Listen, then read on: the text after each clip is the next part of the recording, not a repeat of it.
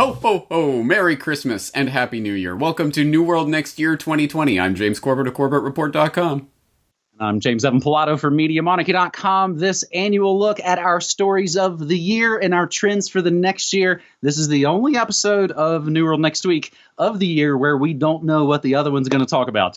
I think generally we might have a good idea, but we have not exchanged show notes as we typically do on all the other episodes. So, James, I went first last year, so you are going to go first this year, our 10th calendar year of New World Next Week. But I got to ask you first, do you remember your prediction for 2019? I do. Well, actually, you tell me, because I didn't look it up, but I'm pretty sure I said the weaponization of narrative. You're exactly right. Corbett Report's 2019 trend prediction was weaponized narratives. So your pick for 2019's story, James. Yeah, I feel like I have to justify that pick because it is such a vague thing that it could mean a million things. But I do have something specific in mind. Before I get to that, I should note, not only are we wearing ties, but I have an extra special accoutrement in my wear today. I'll show it for the camera. My 6-year-old son, who you had the chance to meet this year, is going around making these colorful hearts that he's going to give to all his friends for Christmas to tell them how he loves them. So he gave one to me, and I promised I would wear it for our special New World Next Year video. So there you go, to my darling son. Thank you very much for this lovely heart. I wear it with pride. Now, on to the story of the year. So I'm sure everyone's waiting with bated breath to find out what on earth is James's story of the year. And as usual, I will say that the particular story I pick isn't necessarily the story of the year, but I think it is reflective of the trend that I saw take place and that I predicted would take place in 2019, the weaponization of narrative. What does that really mean? I think it is reflected in a number of stories that took place this year.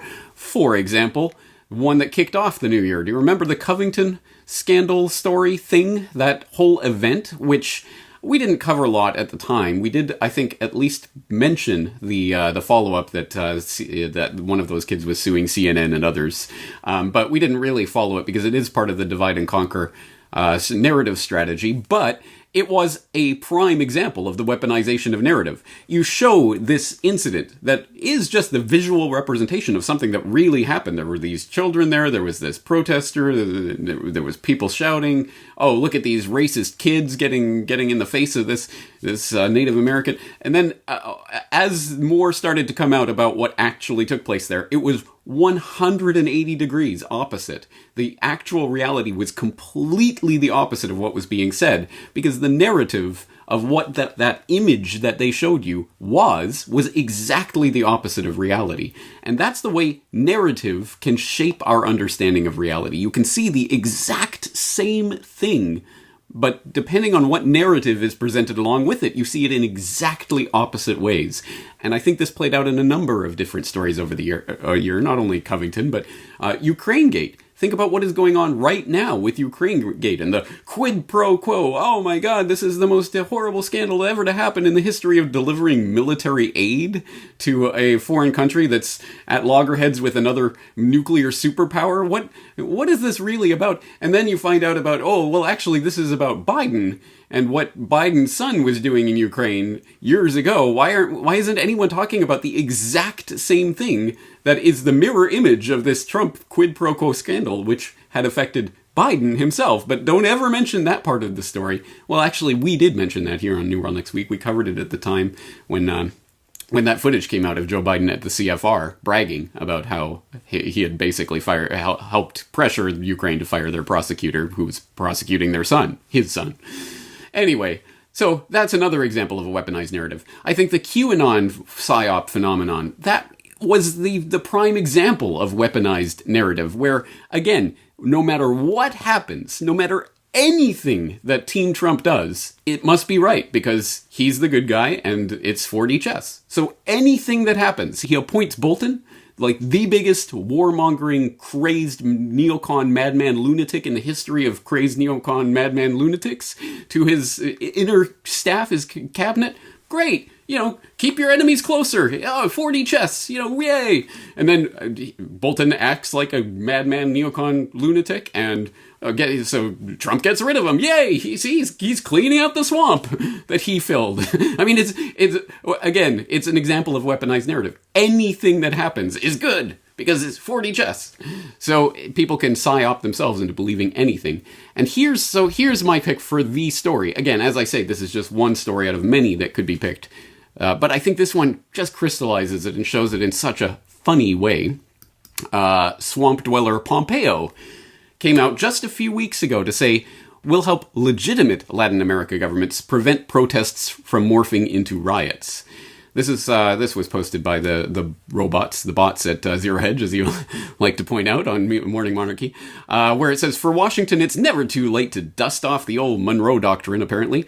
Secretary of State Mike Pompeo on Monday issued a bombshell declaration concerning U.S. Latin America policy, vowing Washington's support to countries facing mass protests and unrest, which Pompeo says could be hijacked by Cuba and Venezuela, and thus by extension allies in Moscow and Beijing.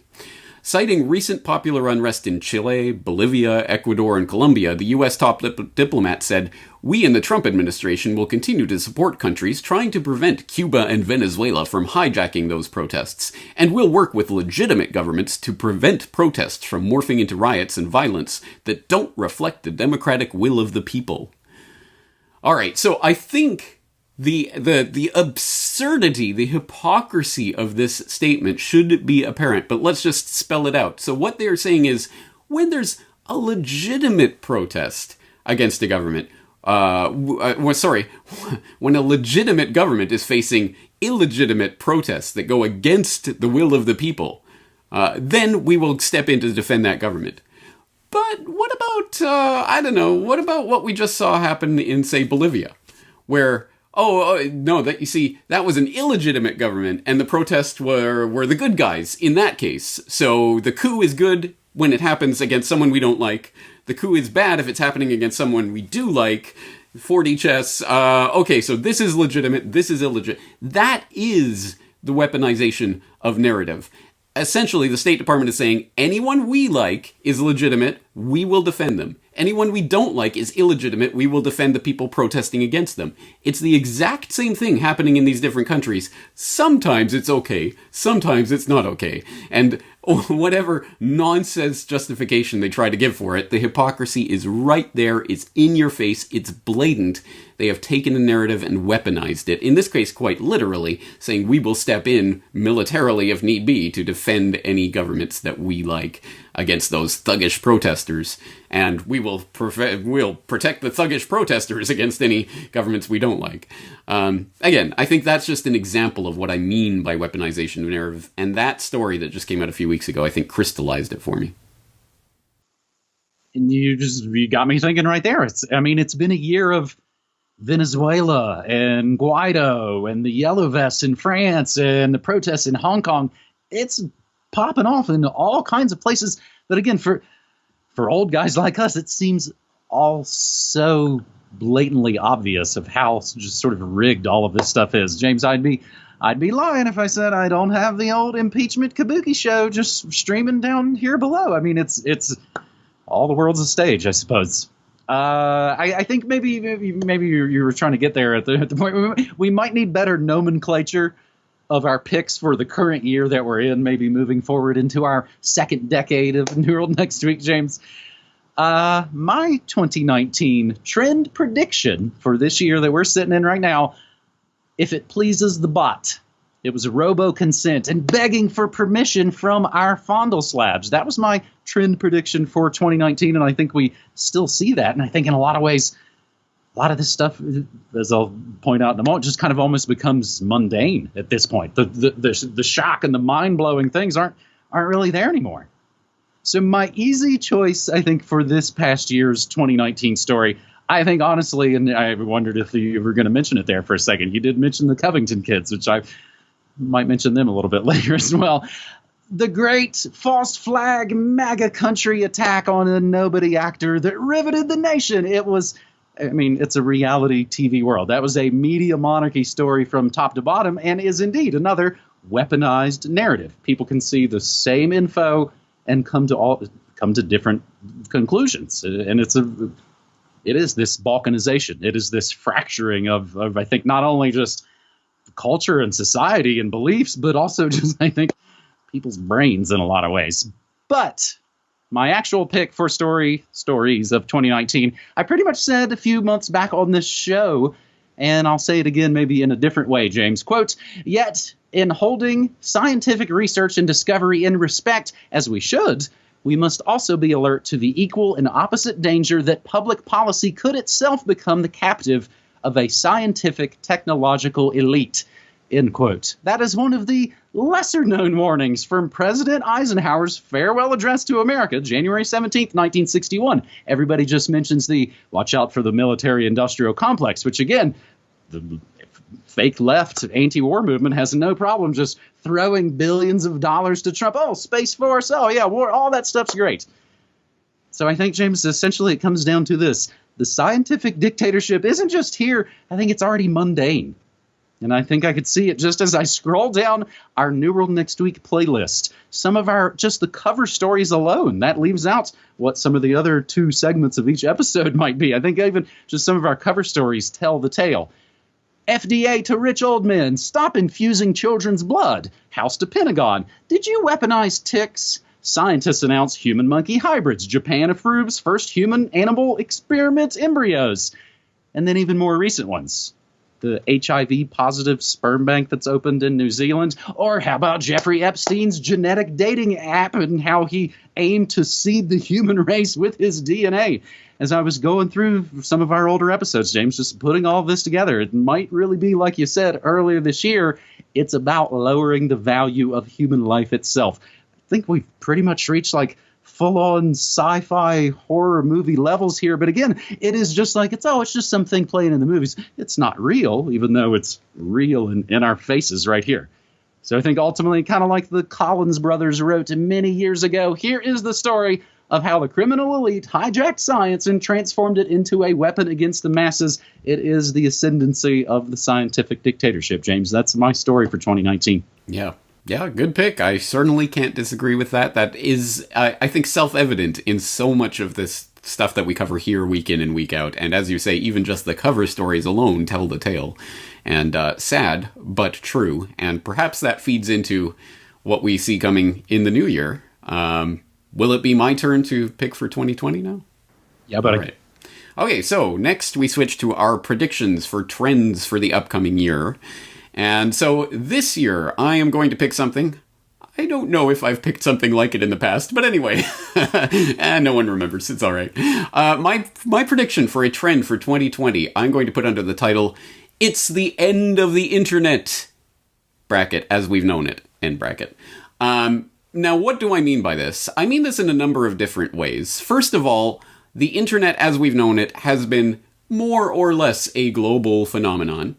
But it is becoming balkanized. It is becoming walled off in a number of different ways nationally. And that has been reflected in a lot of the things that I know you cover there on Morning Monarchy. In fact, I was just listening today to a story that related to this that you've covered on your Cyber Space War Tuesday edition of Morning Monarchy. And I don't have that story up in front of me, so people can check your archives for that. But I do have some related stories. Like, for example, just recently we've seen with these Iranian protests, we now have techdirt.com, Iran accelerates long-standing quest to cut itself off from the internet, talking about some of the internet shutdowns that are going on in the wake of the latest unrest there in Iran. There's Indian internet shutdowns that are going on related to the riots that are taking place over the Assam kerfuffle going on about registering citizens who aren't supposed to be there and all of this. But beyond that, India has a massive amount of internet shutdowns that have been affected over the course of the last year and in the preceding years, perhaps most notably and recognizably in Jammu and Kashmir, where they shut down the internet and all mobile communications and imposed a curfew and then said, oh yeah, by the way, we now rule you, the federal government here in India, and you don't have a state anymore. But in fact, this is such a pervasive phenomenon. There's an entire website, internetshutdowns.in, that notes 365 different internet shutdowns that they've tracked. I'm not sure how many years they've been tracking that, but at any rate, you can go and click through to each region of India and find out, when it was shut down and for what purpose. But the Indian government certainly likes to apply that.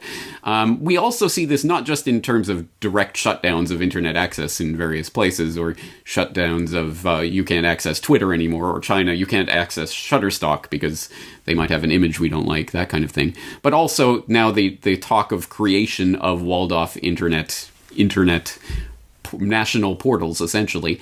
For example, this story from February of this year: Russia must build own internet in case of foreign disruption. Vladimir Putin, of course, the leader of the New World, the multipolar world order, who also likes to pass laws saying that if you do anything that we count as fake news or that denigrates the holy, glorious Russian government, you're going to jail. So we know that the model for all of this trend towards the shutting down of the internet, or at least the walling off of the internet, the ultimate model that the technocrats have in mind is, of course, China. Of course, the Great Firewall of China. That is the dream of the internet of the future for the technocratic tyrants. Every national leader wants the ability that China has to completely wall off its internet, and selectively, of course, let things in and let things out, but to be able to control everything that's going on the internet in real time is, of course, the goal. And that will be instituted in different ways in different countries, but I think China is the ultimate model of that. And I don't foresee that happening in the free, liberal democracies of the West anytime soon, unless and until we get the punch in the face book, the cyber false flag event that you and I have been warning about here on New World Next Week for basically the entirety of New World Next Week's existence over the past decade. We have been talking about this incessantly and noting at every opportunity the iPatriot Act is waiting in the wings. They have it on the shelf. Lawrence Lessig talked about that years and years ago. It is there. He has seen it and read it and says, yes, they have it prepared. So you better believe that when the big cyber false flag event goes down, they will roll out draconian restrictions on the internet. So there's all of that, sort of that political national level of walling off the internet. On top of that, of course, there's the trend that we've obviously seen developing over the course of the last decade plus, but specifically in the past year, of search engine manipulation, algorithm manipulation, bots to flag various content. Of course, all of that kind of overlay on top of the internet as we've known it, that is more and more restricting the free flow of information, like the information that we provide here at New World Next Week, week in and week out. And obviously that is going to continue. That is not going to stop, and will potentially get even worse as, of course, the Washington Congress critters get involved in the game, and they're going to regulate Silicon Valley guys, and yay! Oh, the government, our saviors have stepped in, and everything will be better now. No, obviously this is a trend towards censorship that's going to continue, deplatformings and what have you. So that is my prediction for a trend for 2020, essentially the end of the internet as we've known it. But if there is a silver lining to this dark cloud, I would say that it will potentially, or it could, I should say it could, because it really is a question. The future is what we make it, as I learned from Terminator 2, those many years ago. There is the possibility for us to use this horrible trend that's developing to motivate us to actually develop the web the way it was supposed to, or that was promised to us. Obviously, it was never supposed to actually liberate us. But decentralized web technologies, the D-Web, this could potentially be the kick in the rear that people need to motivate themselves to actually educate themselves just a little bit, to find out about the technologies that already exist that will skirt these types of regulations that are coming down on the internet as we've known it. So the internet is changing, and there will be the walled-off national security level, we control everything that happens version of the internet. There will be a freer web out there. It will be harder to access. It will require technological and technical savvy, and it will require education. It will require effort, as everything that is worth having requires. But if people don't see a reason for it, oh, it's just so convenient. I'll just finger scan to get on the controlled national network. I mean, what's the problem? Well, you're so weird, James. But perhaps some people in our audience will be motivated. And on that note, I do hope to have more coverage in the new year of the D-Web and the various technologies that are coming along, IPFS and others that threaten to dethrone the establishment that is putting itself up on the internet. So that's my prediction for a trend, and potentially a silver lining to go along with that dark trend. James, you kind of remind me. This the analogy would be as it's maybe going to be a little more difficult. How easy Napster and Kazaa and that stuff was, and then how many people didn't make the leap to doing BitTorrent. Because even myself, I was like, I don't really exactly know what I'm doing. Okay, but I've got stuff downloading. It's going to kind of be something like that, James. The other point I think you made, China gets all the headlines for all of these sort of things.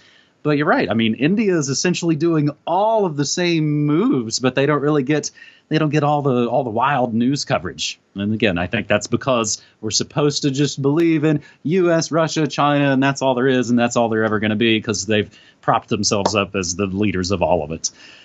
My 2020 trend prediction, James, is again one of those things as you and I both talk about this.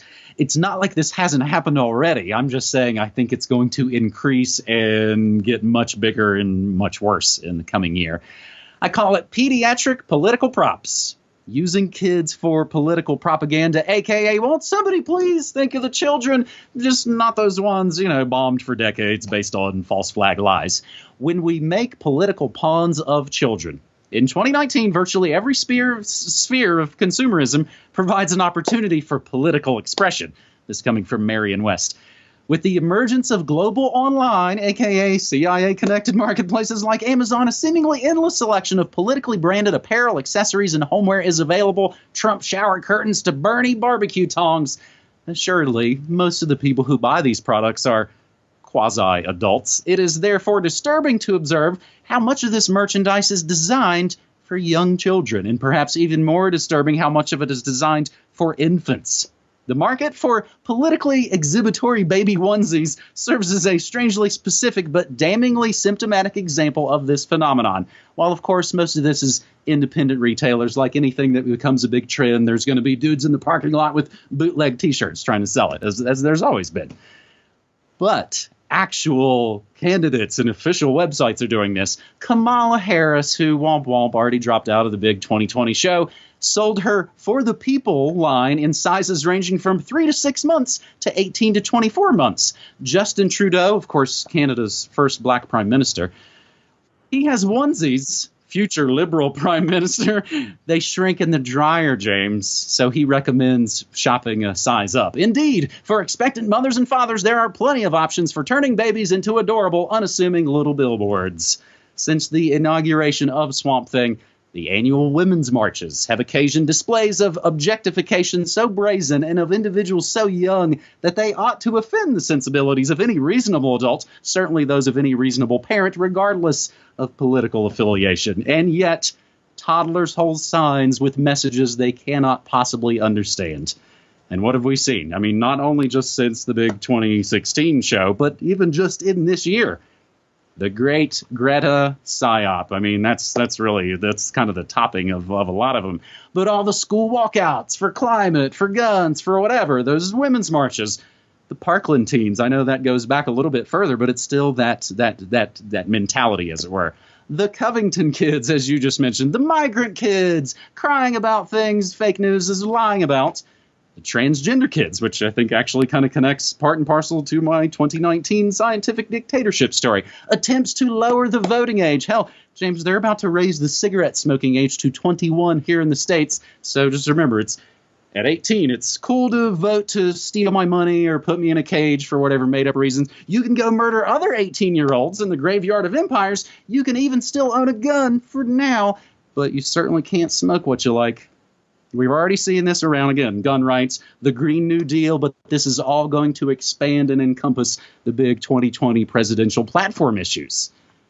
Even like those little kids being sicked on Dianne Feinstein, just little kids with signs they don't fully understand or even of course, some jerk-ass politicians basically be like, hey, I've been doing this for a while, little kids. Why don't you shut up and let me do my job? I'm an adult. It pretty much looks everybody look pretty horrible. On and on. And I think it's going to get worse as we, of course, fly into yet another most important election year. And I think it's going to kick off even more. You know, things kind of subside and then they get ramped back up. I think when the fake woke kids and their infantilized adult counterparts learn that impeached doesn't necessarily mean removed from office. And I look down and see right now, James, the latest for you. This is the breaking news. 213 to 154 in favor of impeachment. So they voted for it, but that doesn't mean Swamp Thing gets removed from office. Earlier today, I asked my buddy back in Portland, who I referred to anonymously on my show as my millennial friend, as opposed to my Alexa friend. Hey, how are the natives doing there with the impeachment show? Have they wigged out yet? He said, quote, they had protests last night, but it wasn't wild. I think it's going to be wild if he's impeached but not removed. There will be riots. So to bring it around like I like to, I think, a good old kind of media analogy, this even connects way back to those Illuminati super friends who love to sing charity songs about being the world, as it was said 30 plus years ago. Pictures of starving children sell records. I think the only difference now, James, is that those kids think they're influencers and they're shooting the album covers themselves with their little fondle slab selfies. Won't somebody please think of the pediatric political props? That is my predicted trend for 2020. And as I have written, and didn't just sketch it down as you were talking, it's either going to be that and or the I-911. James? Well, there you go. Great minds think alike. And yes, very astute observation. I think you are correct. It would have been especially fascinating if you had predicted that last year and we saw the rise of the Greta psyop this year. But anyway, it is absolutely bang on. And it's unfortunately, as we're ramping into the 2020 circus, I'm sure there will be many more examples of this in the coming months that we can behold. But at least we will be forewarned and perhaps better thus prepared to protect ourselves against that kind of psyop, as well as, I should have noted in my 2020 prediction, of course, the 2020 circus will be feeding into the end of the internet, and you saw everything that came as a result of 2016, and oh my god, the wrong person got selected, so now let's start cracking down on the internet. Can you imagine how much worse that's going to be in 2020, regardless who wins and who loses? Newsflash, the public loses. The government political parasites win, no matter who wins the selection. But anyway, whoever wins, whoever loses, the loser's going to blame it on bots and agents and, we have to crack down on the internet. So that's going to be, that is now the weaponized narrative for 2020, already packaged, sealed, delivered. You can count on it, guaranteed, 100%. So anyway, this all feeds into a big, I don't know how to say that in a polite way, something show for 2020. It's not looking good in a lot of ways. But again, it is what we make of it, right? So you got any happy words to leave us on? Because this is our final episode before the Christmas New Year break. Yes, it's of course a shameless plug. I'm pretty much wrapping up my regular broadcast this Friday as with just a regular episode. But then this Saturday, and of course the winter solstice, December 21st, all day Saturday solstice via MediaMonarchy.com. I'm going to be basically live streaming my best music of 2019. It's actually something I've been doing even long before I've been doing Media Monarchy, and I've been doing Media Monarchy for 14 plus years. So that will be streaming all this Saturday. It's, we can all pretty much have a good time and listen to some music, all kinds of good music, new and independent music from all around the world. Again, I'm kind of a radio guy. I think, James, that. And one of the best stories, of course, of this year, dude, we met in real freaking life for our 10th anniversary. James, thank you so very much for everything you've done here on these shows. Thanks for everything you did. I mean, you opened your home to my wife and I I appreciate you. I love you, buddy. Thank you so much for all this. Thank you so much. I will send you a heart from my son. Yes, and speaking of shameless plugs, this weekend in the Forecaster, I'm going to be writing about not just the story of the year, but the story of the decade. what was the big story narrative of the 2010s. So if you are at all interested in that, please do become a Corbett Report subscriber, and I will send you the details of how to get logged in so you can read the subscriber newsletter every weekend. And the first newsletter in the new year will be my prediction for the trend, not just of 2020, but of the 2020s, the prediction for the decade. So again, if you're interested in that, please do sign up to become a Corbett Report subscriber. I'm sure you're all already subscribers of Media Monarchy, but if not, why not? James is putting out incredible work there every single day, so I hope you will support his work. And on that note, let me thank every single person who already is a subscriber to either or both of our reports. You literally make this possible, so all the best to you and yours for this Merry Christmas, Happy New Year, festive season. James, thank you so much. Thank you so much, buddy. Take care.